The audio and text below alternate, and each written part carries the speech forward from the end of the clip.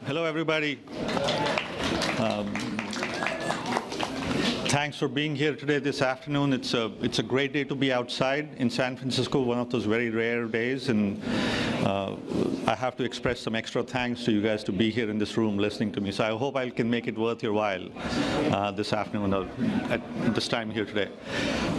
As I was thinking about what I'm going to say in this session, I thought about starting with something very funny, get people engaged, get people involved, and so on. But then I decided against it. Something kept ringing in my head, this warning from my kids or this assertion from my kids. And they think that something happens to men when they become fathers. The day you become a dad, the day your child's born, something happens, whether it's the joy of fatherhood or the fear of many sleepless nights coming up, but something happens, something triggers in your brain, some protein or whatever, that just makes you less funny.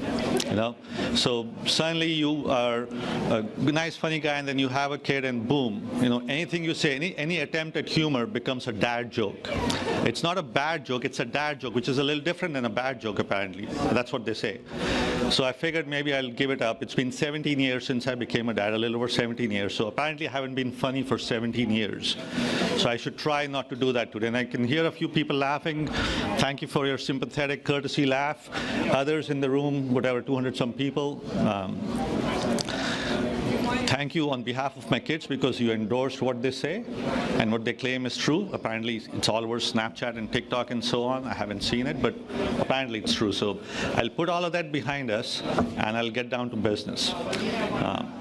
What we're going to talk about today is how do you do real-time analytics, and how do you trigger and support real-time AI and make decisions. Where's my clicker? Okay. So let's start with a couple of questions. Let's start with some history and some context. What is one thing, show of hands or whatever, what is one thing that is the most important for you to be able to make well-informed decisions? Any takers? The right data, information, right? The answers in the question itself. To make well-informed decisions, you need information. And not only do you need information, you need all relevant information, right? Without the right information, the decision you make will not be accurate, will not be complete, will be based on incomplete information, right? The second thing I wanted to talk about, as I said, the context for this, is Thomas Friedman, 2003, 2004, I think. I don't know if you guys have heard of him, if anybody's read his book about the world being flat and so on. So when he was talking about the world being flat, he was talking in the context of globalization, in the context of the equilibrium in the global supply chain around labor, around goods and services and productivity and so on. What he did not have in mind, and what all of us did not have in mind at that time, was the fact that the concept of the world being flat was impacting enterprises all over the world. Any event happening anywhere in the world was impacting enterprises, no matter what the type of the event was, whether it was a social event, whether it was a political event, governments changing, an economical event, countries announcing their GDP numbers, parts of the world, changing policies and so on, and tariffs and so on, or it was an environmental event like a tsunami or an earthquake or whatever, or a political event, strife in the Middle East or the Red Sea or Eastern Europe or whatever. Any event happening anywhere in the world impacted companies and enterprises all over the world. And what that meant was that the definition of data that is relevant was changing. Relevant data was no longer what you held in, within the four walls of your enterprise in your different data and data silos and systems and applications. It was anything happening anywhere in the world because it impacted you. And that's something companies realized, and that's when they realized that they have to look at information beyond their applications and their data silos. So let's take a look at how do you actually go about making a well-informed decision in real time. What you have to start with, as I said, you have to have all of the information. So you have all of your data in different silos, whether it's your relational databases, your non-relational databases, your data lakes, your cloud data stores, whatever it is. Then you've got your transactions and events that are coming in real time. You have to process those things as well, right? Because because that's when changes are happening and changes are coming into your enterprise. So you have to put all of this together, and you have to be able to, why is the automation not working? Okay, you have to put all of this together, and you have to be able to make this all come together, and then you have to run your intelligence on top of it and make your decisions. Now, the problem with something like this is you have your event streaming technologies, you have your transactional systems, you have your various, in enterprise silos where you have your data, your databases, your data warehouses, your data lakes, your ODSs, you name it, it's all there, right? For somebody to make a decision based on an event, you have to take that event, you have to understand it, analyze it, figure out what other context do you need, because you need context, right? An event coming in isolation is not enough for you to be able to make a decision based on this. And there are simple examples. You swipe your credit card, anybody here, and there's a lot of intelligent people here, a lot of big enterprises doing a lot of pioneering, great, groundbreaking work in AI, can never tell that one single credit card transaction in isolation is fraudulent or not. You have to know what has been happening, right? I paid for Uber when I came from the airport to my hotel. Is that transaction fraudulent? Well, who knows? But you may know if you go back at history and see that I did book an air flight, I did book a hotel, I actually paid for Uber from my home to the airport, I bought some food at the airport. So when you put it all together, you can fairly guess that this was not a fraudulent transaction. But that context is needed. So take that event, figure out what context has to be applied, pull that context in from all of these multiple silos, and that's where the problem starts to happen when it comes to real time. All of this takes time, right? Analyzing your event, going to all of the different silos, putting your data together, that takes time. So how do you eliminate that? Well, you can start with something like a simple data hub. You take data from all of your different silos, all of your historical data. You put a data hub in front of it. You can hold your structured data, your unstructured data, your key value stores, your relational data, your graph data, whatever it is. Put it all together into this data hub. Now you're taking your event, processing that event, going to a data hub, pulling data out from the data hub, and going about your merry way, making a decision. So you've kind of eliminated one level of latency to some extent, but then you still have problems. You still have to go to the data hub. You still have to, before that, actually know what data to pull out of your data hub. So that means you have to, do some sort of stream processing. That stream processing then has to go down to your data hub. And this is unfortunate that my animation's not working, but you could see this thing going up and down the data hub trying to pull data out. That takes time. There's still movement over the network of an event, of a stream processing engine that goes down to your data hub, pulls all of your relevant data out, right, over the network, back to your processing engine, apply context, embellish that data, aggregate it, do whatever you need to do to that data. That takes time. And then on top of it, you have to do other things. Oh, there we go, something's moving. You got your features that you have to extract from that event. You have to be able to generate vector embeddings. You have to be able to do all of these things and then store them somewhere, right, into an AI model store, an AI feature store, a vector store, whatever it is. And then on top of that, you have to execute your model, right? All of that takes time. And again, there is still some latency in the system here. You still have to go down to your data hub. You still have to go down to your AI store. You have to pull data up. You have to extract your features, so there's some processing happening. That has to be written back down into your AI store, your feature store, your vector store, whatever. You have to extract your vector embeddings.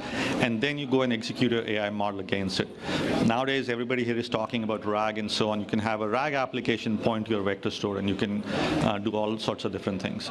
Very interesting here is that the fact that you can actually process events in real time, you can extract your vector embeddings, you can make that available to your RAG applications.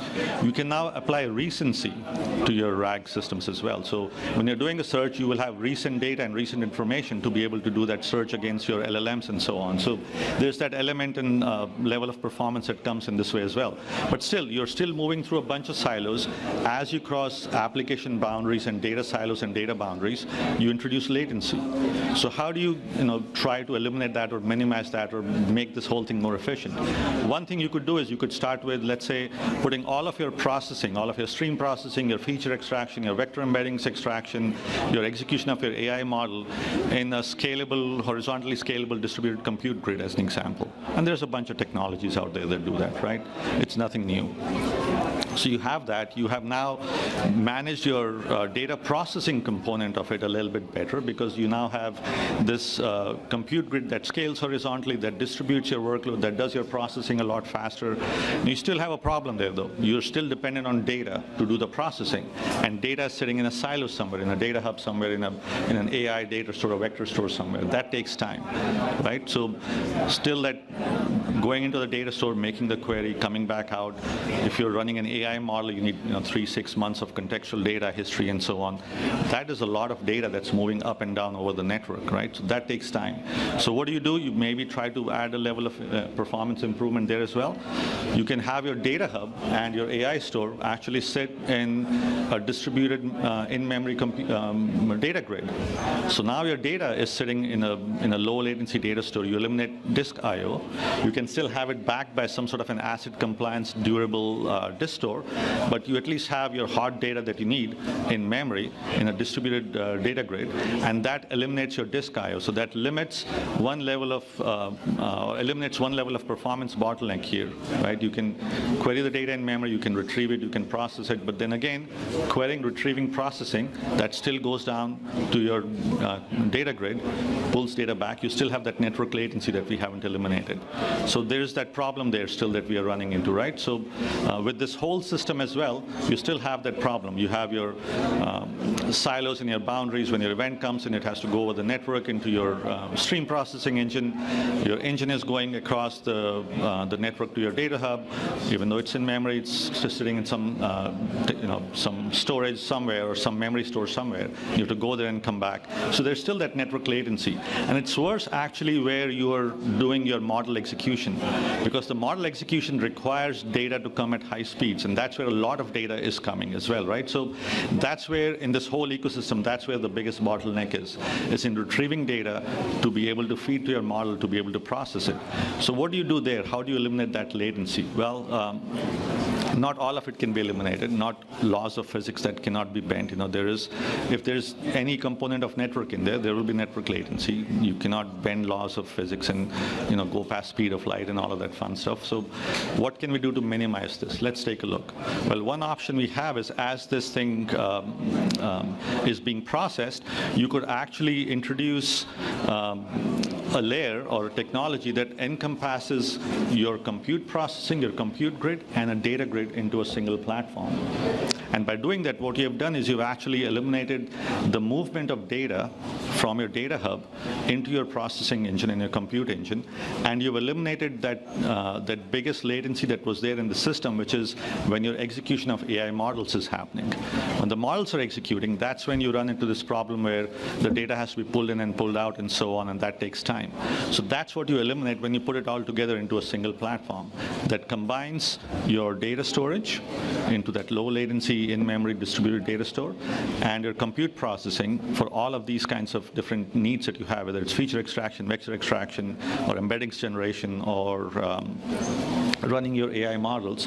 All of that is now sitting in a distributed, parallel processed compute grid. So between the two of them, and when you put them together into a single platform where the data is now co-located with your compute, and your data plane and compute plane are together with each other, you now eliminate that big bottleneck in this whole ecosystem. And that's what makes this thing run a lot faster. And that's where you can actually take an event that comes in, process the event, analyze it, pull data from your historical context to apply that context to that event, extract your features, generate your vector embeddings, put that back into that low latency store that you have in memory, right where the processing is happening, and run your models and be able to make decisions. Now, what is this, GridGain as a distributed memory platform? How does it do this? How does it actually put this all together? So I'll get into sort of the workings of the technology a little bit briefly. I won't go into a lot of details, but let's look at where does this actually apply? What kinds of use cases would need something like this? Why do you need that real-time in-transactional analytics? So let's take a couple of examples. I just kind of went across different industry verticals and picked some examples. So one of them is real-time risk calculations, financial risk analysis. So why do you need financial risk analysis and risk calculations in real time? There's a couple of different things. Basel III, when it came out after 2-in-1 and so on, imposed a lot of requirements on FRTB or your XVA, your value analysis, your Greeks calculations, and so on. And then banks were required to move. I think in the US, it happened in May of this year. Europe was a little ahead. Asia was a little ahead. But as of early this year, Q2 maybe, banks were required to do what they were calling T+0 or T0 processing. What that meant is when you execute a trade, when you do a financial transaction, they want the settlement to be done on the same day before the day ends, as opposed to taking 2 or 3 days for the transaction to be, the settlement to be done and the transaction to be completed. So what that means is, imagine you're doing a trade, or me myself go on to my Fidelity or Schwab or whatever and run a trade. That's one thing. But as an investment manager, if I'm executing trades on behalf of my customers, and I have to be able to determine what does that do to the risk of my customer's portfolio, what does the portfolio profile change, and then you take that and you roll that up at an institutional level. So a JP Morgan, a Wells Fargo, Citibank, RBC, Raymond James, whatever, if you look at those people, they actually have to roll all of these kinds of transactions, all of these changes in risk profile, all the way to the top at the corporate level, and use that to determine if they have enough liquidity maintained. After the financial meltdown, there was requirements to maintain a certain level of liquidity to de-risk their portfolio and so on. So they have to roll all of that up to be able to make sure that they're maintaining the right kind of liquidity. Now, they don't want to overdo it, because then you have cash sitting around and not being used to be able to generate more funds and more money. You don't want to underdo it, because then you go into regulatory issues and you go into fines and so on. So that has to be at the right level, right? Anything else is inefficient.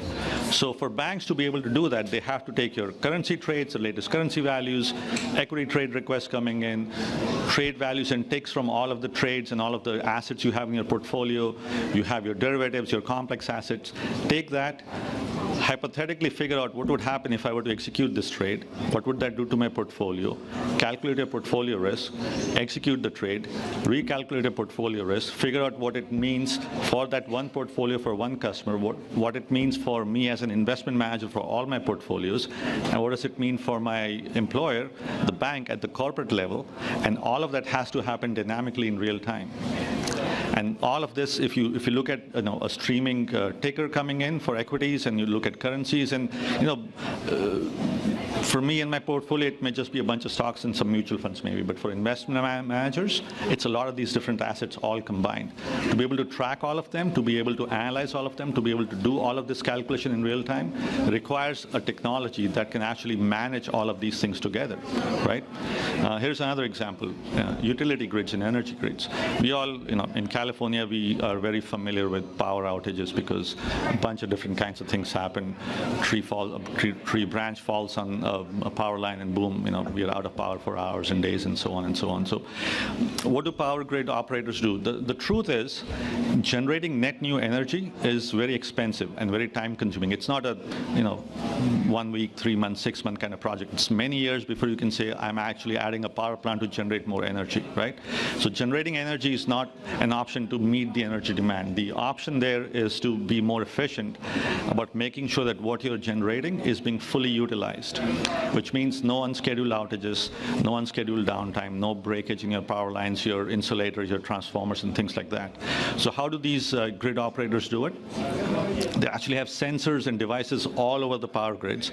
They're taking data from these sensors and devices. So imagine millions of sensors feeding data every 5 seconds into some system, and you're analyzing that information. Again, it cannot be without context, because the fact that the temperature level of an insulator is at, let's say, 110 degrees may be okay, but it may not be okay for the past 9 such readings, and the 10th reading again together, it has been over that 110 degrees. That means that it could break down, right? So again, you need context for that to be able to analyze that you need to take an action or do something, some preventative maintenance. So when you put it all together to understand the health of your grid, to be able to know that you have to add load to the grid, remove load from the grid, how do you manage it, maintain it, send some preventative maintenance, is my transformer going to break down or whatever, right? All of that requires analyzing these events in real time and then being able to make decisions. And again, if you have that latency in your system, in your ecosystem, in your data processing platform, that will not allow you to do something like this in real time. Here's another example. I talked about credit card fraud, fairly straightforward. The idea is credit card companies want to encourage you guys to use the, your different electronic payment methods more and more because they make money out of that. What they have been focusing on is not crediting you for fraud that happened because that's expensive for them. They actually want to prevent fraud from happening, right? Not detect it, but actually prevent it. How do they prevent fraud? They have to be able to analyze that transaction with context to be able to say, this looks like it's fraudulent, and block it or send you a text message saying, hey, is this really you, right? And you must have seen that from your card companies and so on. So doing all of that in real time, being able to analyze a transaction, apply context, execute an intelligent model, again, with latency in your ecosystem, not possible, not happening. Another example, real-time promotions for mobile users. This is again something where you're in a mall at the lunch hour, your company mobile provider recognizes that, sends you a little coupon for something in that food court because it's the lunch hour and you want to, they have that partnership with those companies and they feed you a coupon and they encourage you to go eat there or whatever, right? That again takes time. The fact that you have to figure out the location, where they are, tie that back to who your partners are around the promotion, who's available, what's nearby, what makes sense, put it all together, analyze it, push out the promotion, and then wait for what happens after, right? So all of these things, doing this analysis, coming up with the right promotion, pushing out that promotion takes time. And if you have that latency again, it's not good enough because guess what? You went to the food court, you ate, you're done, you're going back to your shopping, and then you get a coupon for, I don't know, a Chipotle or whatever it is in the food court. It's useless. It's a waste of time, right? So why do it? Not only that, you kind of get annoyed by it, and then you may switch off those alerts and notifications you get because why are you sending me these things? I don't need them, right? So it's also a bad end user experience, especially nowadays when people are used to that instant gratification kind of a way of life. So that's kind of what those are some of the examples we have on where something like this is useful. And as you can see from the breadth of the examples, it's not just investment bankers and big banks trying to use this to be able to figure things out. Even at a consumer level, things that touch us, right? Credit card fraud or promotions and things like that. For enterprises to engage with their customers in the way customers expect to be engaged nowadays in today's world, something like this is imperative. Now, very quickly, a quick plug. I got a couple of minutes left on how we make it happen at GridGain. So one thing is GridGain is a unified real-time data platform. What is unifying about it is the fact that you can actually combine streaming data in motion with historical data at rest, put that context together, apply some sort of an intelligent model on top of it, do all that in real time to be able to make decisions. The key here is that you cannot do one or the other, right? You have to do it all together and eliminate those latencies, the disk I/O, the network latency, the hops, all of those kinds of things. The less of these things you have, the less silos you have, the better your performance will be, and that's what we try to do at GridGain.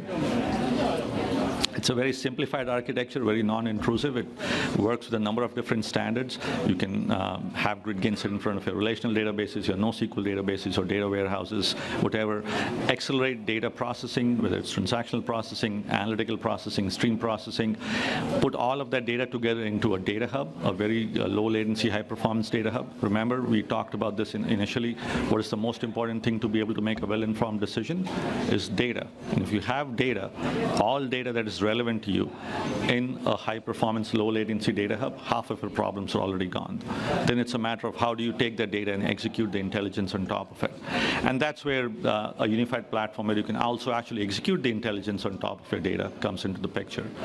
By combining, again, the data planes and the compute plane, by being able to execute that intelligent model on data right there where the data is, distributing it across a horizontally scalable cluster, providing asset compliance so it can work as a system of record if you want to as well, full transactional support and so on, advanced level of security, you can actually have something like this support your real-time business needs. Another thing that a technology like this does, I talked a lot about minimizing number of hops and eliminating silos and network latency and so on. Something you see on your left is your traditional enterprise architecture. You don't need to read the little things on the blocks. The idea is you got your transactional data stores and your decision engines and your transactional processing systems and your data lakes and your data warehouses and your ODSs and your decisions engines and so on.